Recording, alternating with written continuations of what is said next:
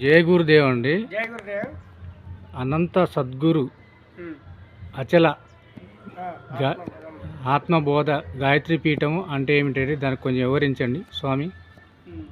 సరేనాయన, ఇప్పుడు మీరు చెప్పారు అనంత సద్గురు అన్నారు. ఆత్మబోధామృత గాయత్రి జ్ఞానపీఠం అంటే ఇక్కడ మన ఉద్దేశం ఏమిటంటే మా గురుదేవులైనటువంటి పూజ్యులు శ్రీ సత్య వెంకట సుబ్బయ్య ఆర్యులు వారు మనకి మంత్రోపదేశం చేసి మరి గాయత్రి అంటే అజప గాయత్రి మహామంత్రాన్ని మనకి బోధించి తారకము, సాంఖ్యము, అచలం, పరిపూర్ణమని ఇలా పరభావ్యాల గురించి మొత్తం బోధిస్తూ సత్యాన్ని తెలుసుకోవడానికి ఒక మార్గం కావాలి. ఆ మార్గమే తారక మంత్రం. తారక మంత్రం ఎప్పుడైతే మనం చేస్తూ తరించడానికి ప్రయత్నం చేస్తున్నాం, దాంట్లో సాంఖ్య విచారణ,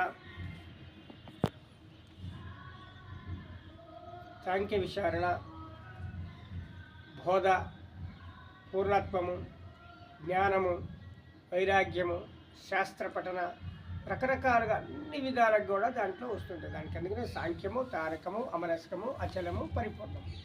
అయితే మీరు ఇందాక అడిగారు ఆ అనంతం అంటే ఏమిటి అని. అప్పుడు సత్యాన్ని గ్రహించడానికి మనకి ఎప్పుడైతే మార్గం మనకి కనిపిస్తుందో, సత్యం తర్వాత ఏమొస్తుంది? జ్ఞానం వస్తుంది. మరి జ్ఞానం తెలుసుకున్న వ్యక్తి ఇంకేం తెలుసుకోవాలి? ఈ అనంతం అనమాట. సత్యం, జ్ఞానం, అనంతం. ఈ అనంతంలో ఉన్నటువంటిది ఏదంటే శాశ్వతమైనటువంటి వస్తువు, చైతన్య పురుషుడైనటువంటి ఆత్మస్వరూపుడు. అయితే ఈ ఆత్మ ప్రతి ఉపాధుల యందు ఉందన్నమాట. ఆత్మానాత్మ వివేక వస్తువు. ఆత్మ వివేక వస్తువు అంటే ఏంటి? పరమాత్ముడు అనేవాడు ఉన్నాడు. ఆత్మ పరమాత్మ. ఆత్మ స్వచ్ఛంగా కనిపించకుండా కనపడినట్టుగా చలి ఎండవానాల నలయాక కలిగి ఉన్నది గదరామాయ అన్నాడు. అంటే దాని చలికి వణికేది కాదు, ఎండకి ఎండేది కాదు, వర్షానికి తడిసేది కాదు.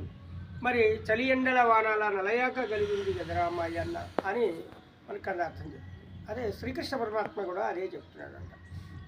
ప్రతి యొక్క జీవకోటిలో ఆత్మ నిక్షిప్తమై ఉంది.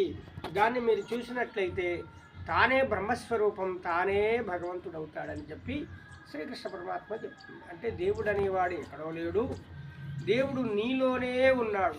నీవు అంతర్గతంగా ఒక గురువుని ఆశ్రయించి గురు మంత్రం తీసుకొని తారక మంత్రం జపిస్తూ, తారక అంటే సాంఖ్య విచారణ, నీవెవరు, నీవు ఎక్కడి నుంచి తయారయ్యావు, ఎన్ని ఇంద్రియాలతో నువ్వు తయారయ్యావు అని గురువు చెప్పినటువంటి సాంఖ్య విచారణ మొత్తం చేస్తూ, దాంతో తారకం చేస్తూ సాంఖ్య, తారక, అమనస్కము అంటే మనసు లేకుండా ఉండటమే అమనస్కం.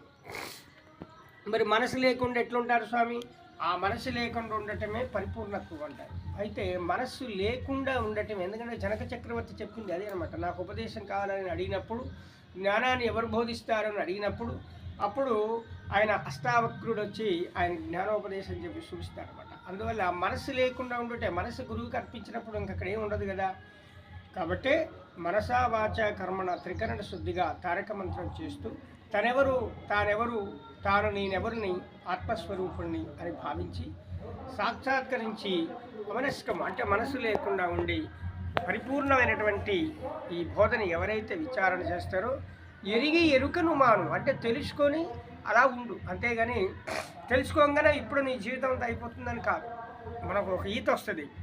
ఈత వచ్చినప్పుడు ఏం చేస్తాం? ఉప్పెన వచ్చినప్పుడు ఆ ఈత ఉపయోగపడుతుంది. మరణకాలమునందు ఇది ఉపయోగపడుతుంది. నేనెవరు స్వామి, ఈ జనన మరణాలు నాకు అవసరం లేదు, ఇక నేను ఇప్పటి నుంచి సాధన చేస్తున్నాను కనుక నేను ఆ టైంలో నాకు పునర్జన్మ నాకు అక్కర్లేదు. పునర్జన్మ నవిద్యతే సద్గురు అని గురువును ప్రార్థిస్తూ చేస్తారు. అందుకనే ఆ గురువును ప్రార్థించాలంటే ఏం చేయాలి? ఓం నమో బ్రహ్మదిభ్యో అంటే అది ఋషి కుటుంబం నుంచి రావాలి. నమో బ్రహ్మదిభ్యో బ్రహ్మ విద్య సాంప్రదాయ. మీ సాంప్రదాయం ఏమిటంటే నమో బ్రహ్మదిభ్యో బ్రహ్మ విద్యా సాంప్రదాయ కర్తృభ్యో